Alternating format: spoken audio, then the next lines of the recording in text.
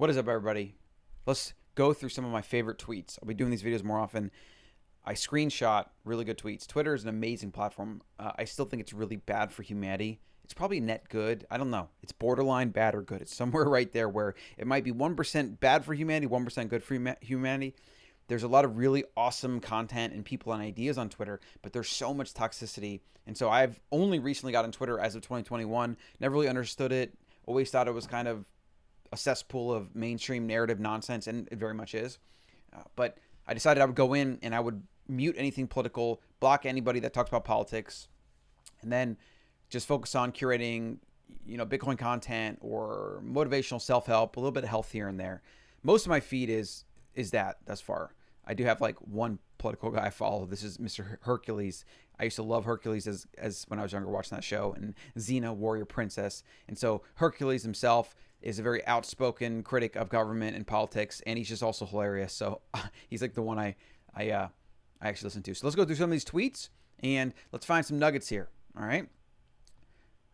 We got this first one right here. So the U.S. is the perfect example that when you only have small problems in your life, you'll get bored and turn them into big problems. This is not just America, though. This is modernity. We solve all these comfort boxes in our life, and then we need to find something to challenge us or to fight or to be our enemy. This is just built into human nature. It's tribalism 101, right? We do this with political affiliations. We do this with literal sports affiliations and teams, and it is a byproduct of our evolutionary past. So the thing that you want to keep in mind, and probably the best way to fight this, is gratitude. Like, you want to understand your biology and why you do these things, and you want to understand when you're feeling bored or discontent, or like what I've been feeling lately is that I'm bored with the routine, but like things are amazing, and I have a healthy family, and we have financial security, and we have all these different things, and I literally have an open schedule. I can do anything I want whenever I want, and I still have these existential feelings of I'm not doing enough, or it's the same stuff, and we have this adaptation, this hedonic adaptation to things. So obviously some solutions to this are to put yourself in uncomfortable situations and challenge yourself and always be growing and learning and like seeking mastery. For me, I'm probably going to be doing some more travel, spending time with friends, family in Florida. Yeah, it's one of those things. It's a problem of modernity. It's a problem of the modern environment and all the comforts we have around us, and not just the U.S. But he's also right. Let's see what else we got in here. So we got some Bitcoin tweets in here. So this is a really good one. So it doesn't matter how difficult your life has been. You're always 6 months away from changing it completely. And this other one, most of your mood issues can be traced back to lack of sleep and exercise. 100% on that one. 100% on that one. And also it's nutrition. Nutrition, sleep, and exercise. On those days you're not feeling good, you're tired, you're lethargic, you have trouble waking up in the mornings like I do. I feel like I have cortisol or adrenal issues in the mornings. And so I've been like cycling coffee and doing things like that. So definitely that. Now, this tweet by Lawrence King above, it doesn't matter how difficult your life has been. You're always 6 months away from changing it completely. What about that tweet? Now, everybody is on their own path. Everyone is trying to accomplish different things, and we've all evolved in different ways, and we've grown and learned. And hopefully every day of your life, every year you look back, you're thinking, damn, last year I thought I knew everything. That's a good sign. That means you're growing. I think back 5 years, and I'm like, holy shit, I'm not the same person. Who was that person? He thought he knew so much. And I know that I'm going to do it in a year or two from now. I'm going to do it every year of my life, hopefully. Hopefully I never stop that. That's growth. That's development. I'm continually being someone else. Now, I built this into my psyche. I've been doing this stuff in my lifestyle for a long time, into my habits. Personal development, self-help, growth, learning. I'm addicted to these things, right? So if you're not, though, well, you got to start. You got to start a little bit every single day. Listen to a podcast, take a walk, start reading a book. I don't know, take the one Netflix show that you would have watched, the 1 hour show, that's part of the 5 that you watch every day, or whatever the hell you do. Take one of those shows, and I'm going to say, I'm going to go outside, I'm going to take a walk, I'm going to listen to an audiobook, I'm going to stretch, I'm going to do some push-ups, I'm going to do some squats, some sprints. We just bought a sauna. Love it. Literally, workout, sauna, walk outside first. It's effing amazing. Phenomenal. I mean, it's only $1,300. I had to pay a guy to put it together. That probably cost me like $152. But so awesome. When you can invest in things that you can build routines around. Now, here's the thing. Most people that buy home equipment, home gym equipment or whatever, or even gym memberships, they don't use it. Maybe that's you in the past. We got a gym outside. We got dumbbells. I got barbells. We got the sauna. I use all of it all the time, right? But I also bought these things way later in life where I've had these habits down for years. So don't make the mistake that if you aren't doing any of the work, if you aren't showing up to work out or going to the gym or have any kind of routine, that you're just going to magically buy it because you're going to invest this big purchase. You're going to buy a Peloton or you're going to buy a gym membership or whatever. Like, start getting outside, exercising, doing things. Start that first and then build on top of it. And then when you want to invest the money, you've already proven to yourself that you're willing to invest the time. Okay? Let's go through a few more. I could go on and on. I think each one of these I'm going to try to go for 10 minutes. Let's cover good ones. So there's some more Bitcoin tweets. Some people still believe all the events of the past 14 months were about controlling a virus. LOL. Totally agree. This is a good one. This is a little bit more on the financial side, the Bitcoin side. I went to a party with some normies last night. The world is in big trouble. The U.S. is modern day Weimar, and he's talking about the Weimar Republic and the hyperinflation that there was. Everyone thinks they're getting rich, investing, while they're doped up on every drug, trying to distract themselves from their own insecurities and inadequacies. Now, obviously, he's being a little generalizationist here. He's generalizing. He's also being a little aggressive. You know, everybody has a different story and different perceptions and ideas and bias. But if you've been following me for any length of time, you know that I'm very anti-culture. I'm very anti-narrative. I'm anti-mainstream. I'm anti-famous people. I'm anti-status quo.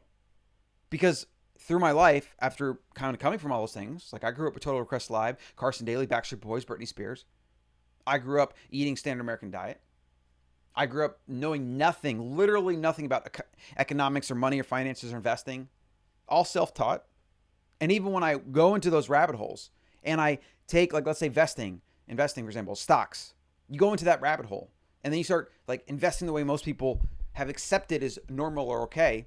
And then you go deeper into understanding what money is and inflation and what the government's doing and how manipulated and controlled Wall Street is. And then you start realizing that, wow, maybe even investing in stocks like everyone else does or getting a 401k is not actually that intelligent or the best long-term strategy. They call it red pill because you take that red pill and you see through all the matrix. You see how everything works and you can never go back. Bitcoin very much brings you to that point because when you truly understand Bitcoin, almost to need to understand Bitcoin, you have to be able to see through the matrix. You have to see through all the nonsense. You do. Because when you see what's really going on, Bitcoin becomes kind of the only solution / hope there is. And that's why I bought the domain bitcoinwillsaveus.com. I'm working on it. It's just a Notion board, but you can still go there and see the progress and leave comments. I think you can leave comments if you want. Got this one from Mark Sisson up. The grass-fed cow in my freezer is more vegan than your pantry full of whole grain pasta. One animal died to produce my cow. Hundreds of field mice and rabbits and gophers died to produce your fusilli. I think that's a pasta. Fusilli? I don't want to say that. This is the plant narrative nonsense. The reality is, pound for pound, there's a lot of research around this. Pound for pound, more animals die as a result of producing plants than animal agriculture itself. So if we have a grass-fed beef, it's like a ton. It's a little ton of meat. And the inputs were water, grass. I mean, for the most part, that's it, right? Water and grass, and maybe some insects that they ate here and there, right? But mostly grass. And then this big cow converts that energy from the sun into energy through its muscles that humans can then eat. And this is just evolution. This is the food chain. Like, this is just basic biology. Okay. That 1,000-pound animal that's full of nutrition, that has all the essential nutrients you could ever need as a human, that you could live on forever. You don't find that in animal kingdom. There is no like single one plant food that you could live on forever. You would literally die if you ate just one plant food, even if it was a complete protein and there are complete fatty acids, but then you're missing other things and there's omega-3 and omega-6 issues and ALA and EPA and DPA and DHA. 1,000 pounds of green, what everyone considers healthy plant foods, would do more harm to the environment and would kill more animals as a byproduct of creating that food than just having a cow grazing on a field, right? Or even free range chickens. Not as nutrient dense. Cows are way better. Ruminant animals are way, way better. But, hogs, they probably are worse for the environment for various reasons. And they do destroy certain things in topsoils and things like that, right? But again, chickens and pork, especially from the industrialized perspective, those are very problematic foods, which is why I am anti-factory farming. I am pro-healthy, clean animals on small family farms that can be as part of a regenerative agriculture system. And regenerative agriculture, which will probably save us, is ruminants are necessary to make it happen. Because this is the closest replication of nature that we've been able to find. You include multiple animals, multiple species. You have plants, trees, flowers. You have, bees, insects. You have cows. You have maybe you have some chickens and hogs and goats, and you move them on certain pastures, and you do it in a very symbiotic way. First the chickens go through and they get all the bugs and stuff, and then the cows come through and they chop it down, and then the goats come through and do like the final grazing because they'll eat like anything, and they eat a lot of weeds and stuff.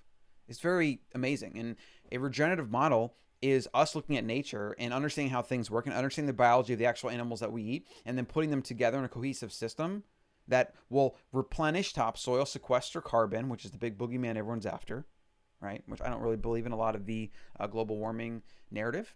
I think it's way, way more complex than that, and I think we try to attribute simple, easy to understand narratives for political reasons, but we won't get into that. Let's see how long we've been going right now. We've been going 12 minutes. Let's get a few more in.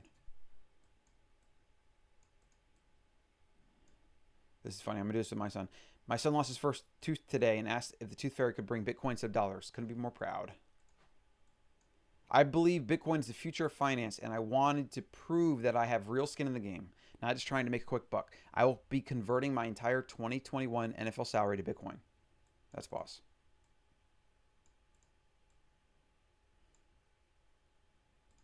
Sunscreen is a scam. Totally agree. Victim mentality is the real worldwide pandemic.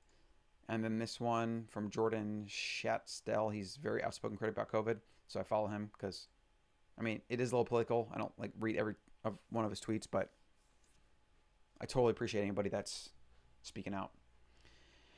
All right, I think that's going to be it for this show. We're actually celebrating my birthday today. I'm 36 years young, and I got another couple hundred years or more to go. Bitcoin's going to be central to that, making that happen.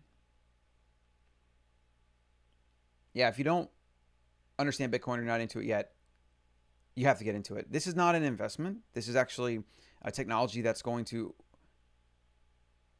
be the most important technology of the 21st century, and one of the most important technologies for creating freedom and sovereignty in the human species, for all humanity. It's going to, I know I could go on and on, but it will also likely to be your greatest investment, you've ever made. But really, you're buying it not for that. You're buying it to protect your wealth against government, fiat, and inflation, and the eroding away of your financial, monetary energy, right? Every dollar that you've ever made, every investment, anywhere you have put dollars, is you taking energy you produce in the real world and you convert it to money form, and it's supposed to stay there. You want to protect it. Yeah, and maybe you want to grow it, but most people just don't want to lose it. If I was stealing into your bank account every day, I was taking out 2 to 5% a day, let's say. In the past year and a half, the government's printed about 1/4 of all dollars in existence. That means that in the last 14 months, every dollar that you have right now is worth basically 25% less, probably, give or take. And we see this in asset inflation. That's why things are at all-time highs. Craziness. And there's a lot of things to understand here. But basically, they call inflation the silent tax for a reason, because it's a tax on your wealth, your dollar values that you have, without you knowing about it, without you getting a bill for it. It just comes right out, right? Because your dollars every year buy less, right? So you get taxed on one end from Uncle Sam where they send you a bill and they take money out of your paycheck, right? And then you get taxed on the other end that you don't know about, but the $100 that you had in your bank is now worth 97. Let's say it's 3% a year, 97, then 94, then 91. And then after 10 years, especially at the rate we're going, which we're probably going to be at a 10 or 15% cost of capital inflation rate for the next 5 to 10 years, that means all your money right now, all your dollars are going to be worth less by half or more. And if we ever hit a hyperinflation, as it's happened, it can be very scary. And Bitcoin is the answer to this. It's a way to store monetary energy that can't be inflated away. Nobody can make more Bitcoin. Nobody can take your Bitcoin. No matter what governments try to say, they cannot take your Bitcoin as long as you do it a certain way and you custody it yourself. It is the first censor-proof, inflation-proof, just human-proof asset ever created by mankind. And it's going to go down in history as one of the most important inventions to bring prosperity and as close to a utopia as we can get on planet Earth. Because controlling the money supply is one of the roots of all evil that comes from government and consolidated power structures. And for as long as these power structures are in place, they're going to try to control the money. And, like I said, I can go off on that. But when people wake up to this and they need to say, wait a second, I don't play this game anymore. I didn't opt into this. I just grew up using dollars because that's what everyone has and that's what I get paid with, right? And I didn't know that if I just put in my bank account, it's just going to waste away. It's this melting ice cube. When people wake up to that, or if we have hyperinflation or some other crazy thing, Bitcoin's going to be the only place to go. Now, you can go to silver, you can go to gold, but there's inflation risk there. They're worth a little bit less every year. They mine more of it, etc. So there are issues with that. Bitcoin's the answer. That's why Bitcoin is our greatest hope and will save us. That's going to be it. Subscribe, like, share if you want. Do any of those things. Get on the Better Human newsletter over at Colin.coach. And if you haven't yet, or men, if you're listening, the Better Man podcast, it is launching. It might have launched by the time this goes out. Morebettermen.com. I got articles that are going there. Get on the newsletter. You'll get the new shows as they come out. We're going to talk a lot about being a better man, how to be a better man, how to think about becoming a better man, how to become self-aware, how to think for yourself, think critically, becoming a sovereign man so that you can then give your gifts to the world, and more importantly, so you can protect yourself and your family for the long run against government encroachment, against government theft, and a violation of your natural human right. That's what we need. That's what we need. We need more better men to fight to stifle the ever-encroaching power grab from government and these structures that they're just Frankensteins. They can't even help themselves. They go for more power, more power, more power because that's what power does and wants. It wants to maintain its power, so it goes for more of it. All right, that's it. That's it.